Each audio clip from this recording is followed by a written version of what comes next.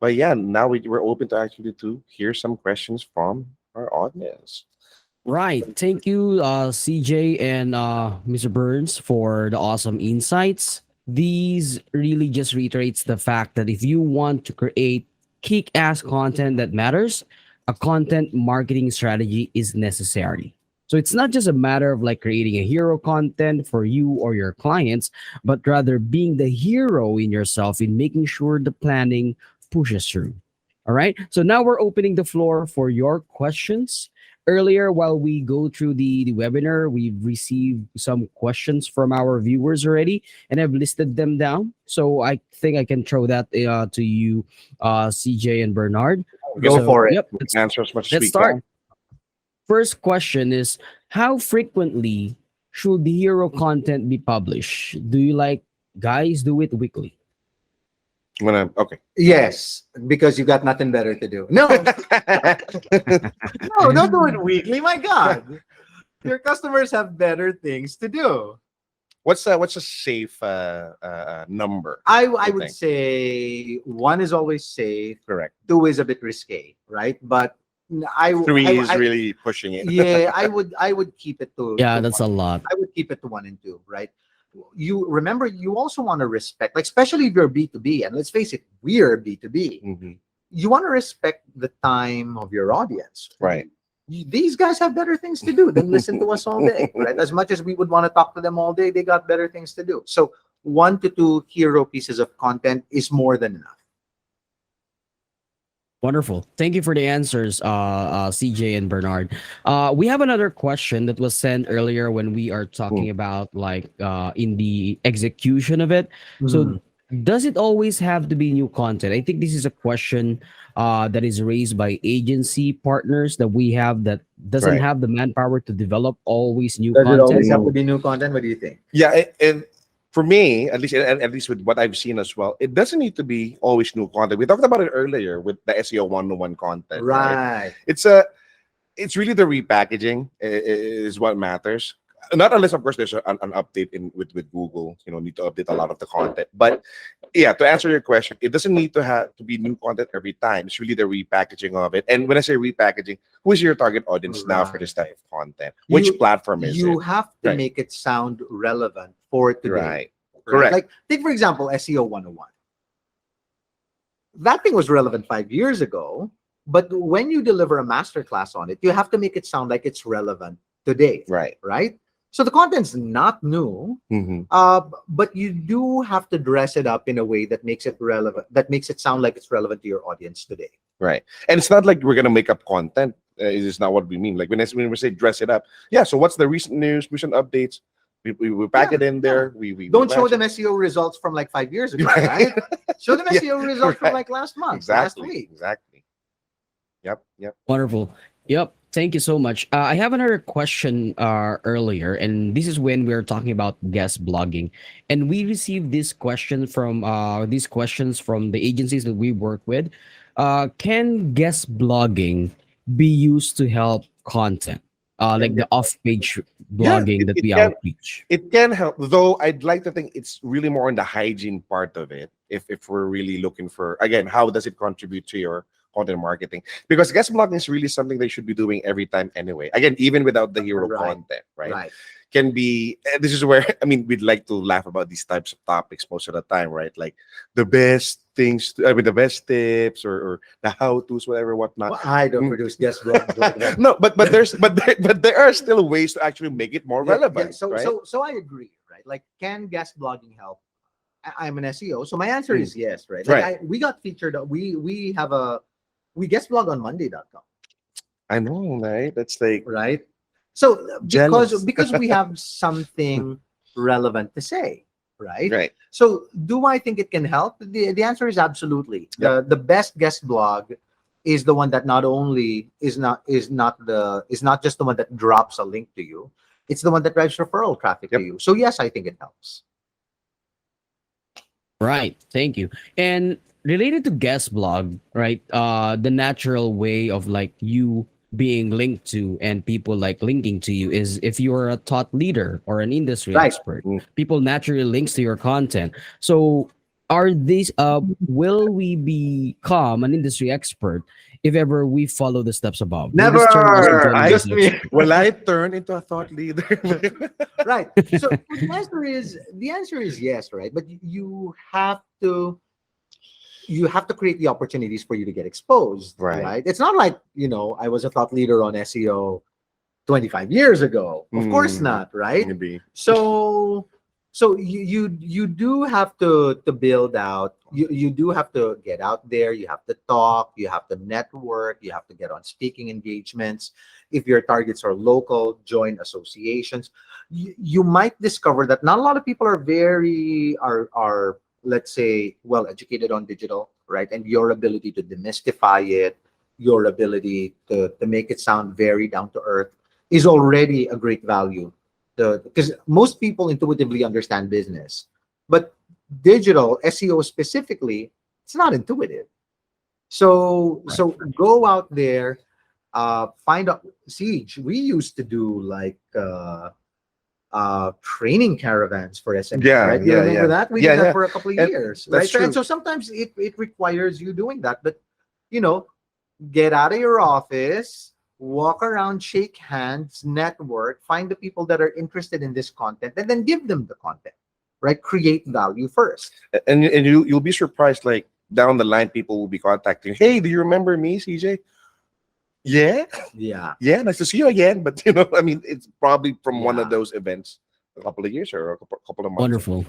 Yeah. Right. Wonderful. Yeah. So earlier we talked about the importance of the planning stage and how much effort we should be putting on the planning stage. But again, this is a concern or a question that our agency with limited time and manpower to work out their content. So is there a way to ensure that the planning stage doesn't end up like a trial and error process? No, because it is a trial and error process, Yep. right? It is a trial and error process. You will not get an intuitive sense for what content will work until you've had enough experience testing what works and what or doesn't. or failures. Right, right. Sometimes it does I've happen. had webinars where I've been attended to by 5 people, and I've had webinars where I was attended to by 200 people, right? Right. But you don't get to the 200 Correct. until you experience the 5. Or the zero, actually. Right. There are times Yeah, like that. yeah, There yeah, are yeah, times like yeah, that. yeah. Right. Right. We've seen some of those. All right. Okay. So now let's take a look at like executing it. There's another question. This is about more of like the execution of the plan. So one of the things that HCU or helpful content update says that Google doesn't have a preferred word count this time. And if you're an SEO, you're someone who takes a look at the word count, of course. So is it still advisable to write long form content or invest in long form content as a hero content now that there's no preferred word count? You want to take a shot at that? Yeah, and actually, it's one of those few questions that actually got asked. I think last week, if I remember correctly, in one of the classes I did. But what I'd like to say about it is, I think we've already set a standard at least 350 to 500. Actually, it was Google who set that. But Well, no, it wasn't Google that said that. It was SEOs that sort of agreed. well, yeah, and Google were like, oh, okay, I think that's fine. Um, for me, yeah, you're right. It's not really about the length of it anymore. It's really about what it means, or at least how you deliver the help or the information that a user is looking for. But I would suggest that you don't go below at least the 350 or 500. At least that's my take on it. At least how I've seen websites work, or at least how we will respond to a website with those at least length of content. What do you think about that, person? I don't believe content length doesn't matter to Google. I mean, yeah, it does. I don't believe that it doesn't matter. So to me, Mm, uh, my idea about what ranks and what doesn't rank, like my go-to person is still Albert Einstein, relativity. right. Right? If I Agreed. want to Agreed. know what Agreed. will rank, I will Google the idea that I'm trying to win, and I'll take a look at who Google ranks. Right. And Which if it- one's doing? right, Which right. one's on top? If Google is ranking pages that have 300, 400 words, then I'll stay within that vicinity when I try to compete with them. Correct. Correct. But if Google is ranking pages, if position 1, position 2, position 3 are like 1,500 words, 2,000 words, And then yeah, then I'm yeah, not then- producing 700 words to Correct. compete with Correct. that. Correct. I'm going to produce 4,000 words because I got nothing better to do. No, I mean, that's true. Like again, while I said that, yeah, just don't go below the 350 to 500 standard. But if your competitor's doing more than that and they're ranking, right? Yeah.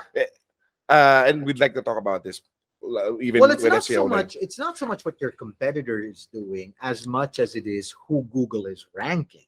Right. Sorry. So- Yeah, what I mean is competition in rankings. Okay, is what I mean. okay. Yeah.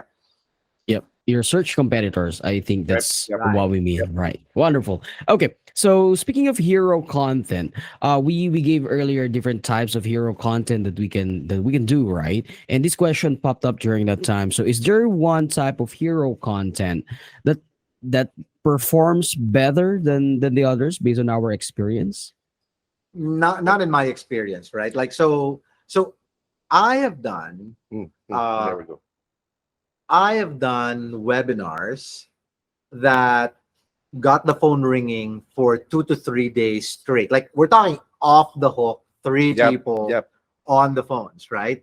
So I've done webinars that have gotten the phones to ring for 3 was days there. straight. So sure. But I've also done a webinar that yielded 0 inquiries and a podcast that got me 2 sales, right? So there is no one winning hero piece of content. But you'll just base it on data, right? Like Yeah. with X number of webinars you've done, versus podcasts, which ones actually yielded more, Right. I guess. But where you- if I'm doing a high production event or a high production anything, right? I will normally try to turn that into hero content because it's a waste. I'm already spending production money. Right. I think we've probably got question for one more, or I think Yeah. we've probably got time for Yeah. maybe one There's more. there's one. Sorry. Yeah, I was actually looking at the questions. Last question here is probably, of course, we want to make sure that we put like controls and metrics into these things. So when we're doing this content marketing strategy and executing it, are there any metrics that we should start looking out for? I think that depends on what type of format it is, right? Yeah. If it's a webinar and then a webinar that you send newsletters for it. So how many people was it sent to? How many opened it? Yeah, I will. The I will clicks. usually take the reverse, right? Mm. So I'll usually go at it from reverse. My first metric will be: did I obtain any sales from that activity, right? Mhm. And I find that out by knowing how many proposals did I get to send that originated from that activity, which is preceded by how many inquiries, phone calls, emails I Right. got, And you set your baselines Right. from that. which is preceded by how many attendance to a webinar, how many downloads of Mm. a podcast, how many visitors Right. to an infograph did I get, which is then preceded by how many people clicked into my landing page from a newsletter, from from whatever promotional material I did that led into that, right? So there are metrics to look at, but the metrics to look at sort of depend on you have to draw a straight line from the promotional material leading up to the objective. And remember, the objective is to generate more leads, right? Like when we started this conversation, we talked about utilizing content marketing as a content generation piece. Right. And this is really what you're supposed to do. Like don't just do what we talked about for the sake of being able to say, there, I did I content did marketing. it. I followed Right. the calendar. Right, that's not gonna help I should you. get X amount of leads now. Yeah. But what you'll realize is by doing it consistently, Yep. there will be people 60 days from the day of your hero content that will say, hey, I downloaded your podcast. That was very interesting, which I got a few, by the way. Mm, Like there mm, were mm, people that mm. reached out to our agency that said, hey, I listened to your GA4 podcast. I'm very interested in terms of how you can help me. And these guys were banks, Right. right? So wow. Sometimes 90 days will lapse from the hero content, and that's when I'll get the inquiry. Right. So all of it is great, but give your content marketing time to ferment in the minds of the people that you are talking to, your audience. And when they need it, they'll Yep. reach out to you, right? It's not an active inbound lead generation strategy. It is part of your inbound lead generation strategy, but it is not an active inbound lead generation strategy. You're trying to be top of mind for the Mhm. audience that you want to talk to, and you are genuinely trying to create value. Right. And this is, I think, where it also comes in that you're telling your audience, your preferred audience, your industry experts, because yes, you can put out this Right. these right. types of content to educate, and yeah, you're right, Right. to add value. And yeah, I think with that, we've got to wrap up, right? Because we want to respect the time of the people Yeah, that sure. are watching. So I will say thank you very much for joining us Thank for you. my first session of KEX Plus, but it will definitely not be the last session of KEX Plus. Everything that we just talked about is an entire webinar altogether. Yep. Right. Yeah, and, yeah, we'll see you next time. Thank you very much. Thank you, Bernard and CJ. But a quick reminder here at SEOreseller.com, we focus on being your partner, your marketing arm, or an extension of your marketing arm.